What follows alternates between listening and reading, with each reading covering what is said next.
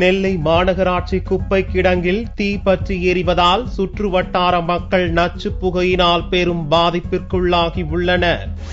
திருநெல்வேலி மாநகராட்சிக்கு உட்பட்ட மேலப்பாளையம், தச்சநல்லூர், பாளையங்கோட்டை ஆகிய பகுதிகளில் சேகரிக்கப்படும் மக்கும் மற்றும் மக்காத குப்பைகள் அனைத்தும் நெல்லை சங்கரன் கோவில் சாலையில் கோடகன் கால்வாயை ஒட்டியுள்ள பகுதியில் சேகரிக்கப்படுகிறது. பல ஏக்கர் பரப்பளவில் மலை போல் குவிந்துள்ள இந்த குப்பையில் அவ்வப்போது மாநகராட்சி துப்புரவு பணியாளர்களே தீ வைத்து கொளுத்தி விடுகின்றனர். இதனால் வாரக்கணக்கில் குப்பைகள் எரிவதால் அப்பகுதியை ஒட்டி உள்ள குடியிருப்பு வாசிகள் புகை மூட்டத்தால் பெரும் பாதிப்பிற்குள்ளாகி உள்ளனர். இந்நிலையில் காற்றின் வேகத்தால் குப்பையில் ஏற்பட்டுள்ள தீ மலமளவென பற்றி எரிவதால் நெல்லை சங்கரன் கோவில் நெடுஞ்சாலையில் செல்லும் வாகன ஓட்டிகள் அவதிப்படுகின்றனர். தீ வேகமாக பற்றி எரிவதை அடுத்து 2 தீயணைப்பு வாகனங்கள் தீயை கட்டுக்குள் கொண்டு வர தீவிரமாக போராடி வருகின்றன.